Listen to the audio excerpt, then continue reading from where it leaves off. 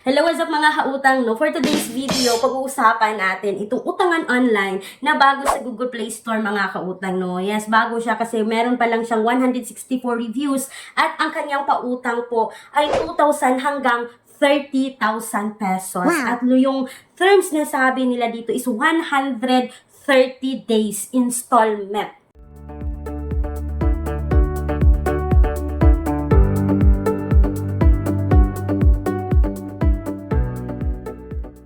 So, yan yung pag-usapan natin mga kautang sa loob ng video na to at ibabahagi ko sa inyo yung interest sa utangan na ito, no? Pero bago kayo umutang, make sure na tapusin nyo muna panoorin ang video na to mga kautang dahil pag-uusapan natin ngayon si Instant Loan Online AC Loan. Si Instant Loan Online AC Loan ay makikita sa Google Play Store or App Store. Dito sa Google Play Store mga kautang, meron siyang 3.1 star at 164 reviews. So, bago na bago siya sa Google Play Store, mga kautang, no? At ito na nga, sige, since na bago siya sa Google Play Store, sinubukan ko, mga kautang, itong utangan na ito.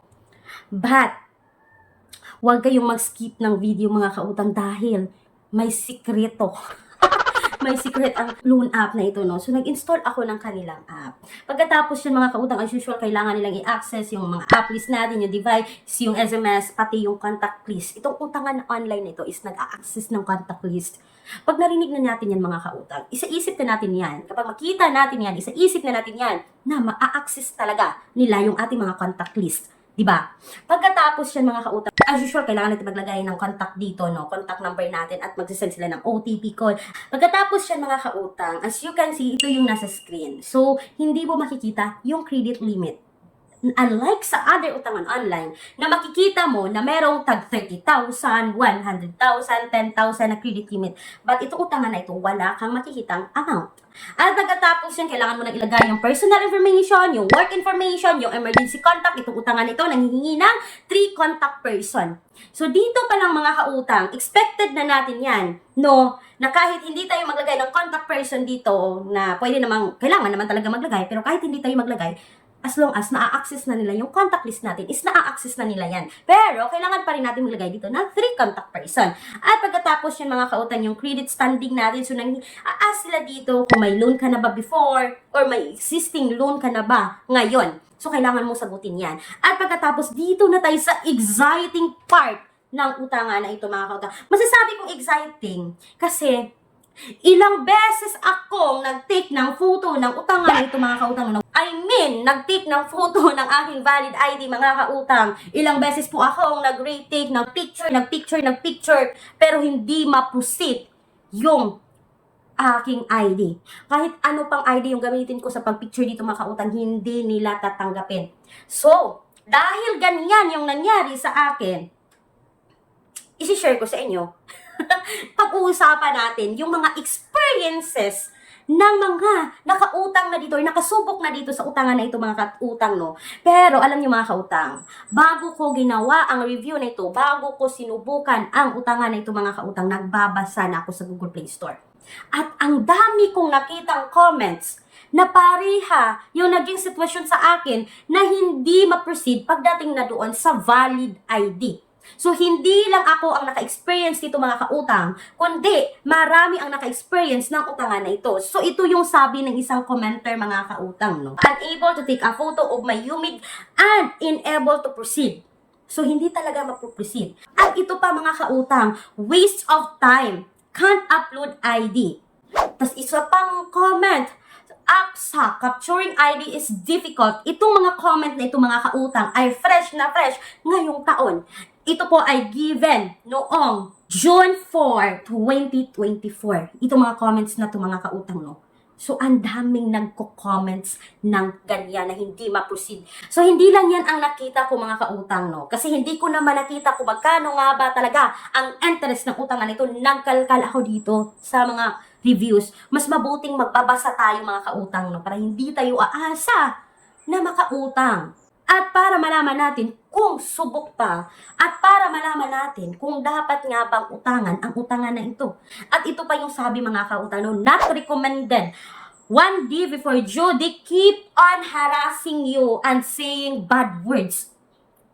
One day before due pa lang, hindi mo pa due, hindi ka pa nakalampas ng due. Pero bakit ganito? Nanghaharas na ang utangan na ito. At ito pa mga kautang, poor customer service. They will threaten you a day before due date. Please delete my account. This app is sucks. Yan mga kautang. Masasabi talaga natin nanghaharas kasi may another comment pa tayong nakita na naharas siya before due date. Nako, instant loan, online easy loan. Bakit nandito ka pa sa Google Play Store? Nako, ang bago mo pa dito sa Google Play Store. Pero bakit ganyan? No? Bakit yung mga utangan na ito nakapasok pa sa Google Play Store? Matatawa tayo pero naaawa tayo sa mga tao na umaasa dito sa utangan na ito, which is paasa ang utangan na ito. So ito pa mga kautang no, naghahanap ako dito. Sabi pa mga kautang, this app is a scam. Don't be fooled. If you apply for a loan, they will approve you for a very low amount with a high service fee and automatically process it without your consent. In my case, I applied for 10,000 and was approved for just 800 with 280 service fee and auto-deducted interest of 8 pesos. The worst thing is I never received the 512 in my GCash account. I will report this app. So please do the same if you have been cheated or scammed by this instant loan. Hala mga kautang, na-shock ako. Na-shock ako, sabi niya dito mga kautang no, na na-approve siya ng 800. Alam naman natin mga kautang no, na kapag tayo ay first time borrower, hindi talaga tayo agad makakuha ng 10,000. So sabi niya dito mga kautang, 800 yung na-approve sa kanya, may deduction or may service fee na 280 plus 8 pesos na interest. So na-expect siya na papasok yung 512 sa GCash account niya pero wala siyang ma-receive. May ganyan ba talaga mga kautang na na-approve pero walang nas-receive? Paano natin babayaran kung wala naman tayong inutang? Nako, nakakaluha to mga kautang. Nakakaluha ka instant loan. Diba ito pa mga kautang no, nagbabasa pa talaga ako dito. Sabi niya, scam na nga yung app nyo, tas ang laki pa ng interest without notifying us na ganun pala. Tas ganyan kayong maningil. Klarong-klaro na hindi ko pa due date. I have days left. Kung maningil kayo, parang due date na. I know my responsibilities. Do not threaten me para wala kayong consequences. Naku mga kautang, kahit hindi mo pa due, nang haharas na ang utangan na ito. Naku, sumakit yung ulo ko sa pagbabasa ng mga nakapagsubok dito no kay instant loan yun. No, talaga ang sakit ng ulo kung kayo ay mangutang dito, kung kayo ay na-approve dito daw without knowing na ganito pala. Siguro mga kautang, itong utangan online na ito, hindi mo makikita yung loan details. Ganito ang mga mangyayari kapag ang isang utangan na utangan ninyo ay hindi nagpapakita ng loan details. No? So, ibig sabihin nito mga kautang na hindi recommended ang instant loan online easy loan. Kung kayo dyan ay naghahanap na mauutangan, no, baka sabihin nyo, bago to, nagpapautang to kasi bago pa to. Nako, wag nyo nang subukan mga kautang, no. Ay, hindi magtatagal. Itong si instant loan online easy loan, mawawala din ito sa Google Play Store. Diba? Real talk lang. Kasi ang dami ng mga utangan online na nawala ngayon sa Google Play Store. So that's all for today's video no kay instant loan online easy loan. Para sa akin hindi siya recommended mga kautang. Kulang ang budget, ang mahal ng mga bilihin. No problem. May solusyon tayo. Gamit ang isang valid ID, makakautang ka na sa loob ng 10 minutes o mas mabilis pa. Mag-apply ng loan kahit anong oras, kahit gabi o kahit weekends or holiday. Maaaring i-check ang pinned comment sa video na ito, bisitahin ang link at mag-apply na.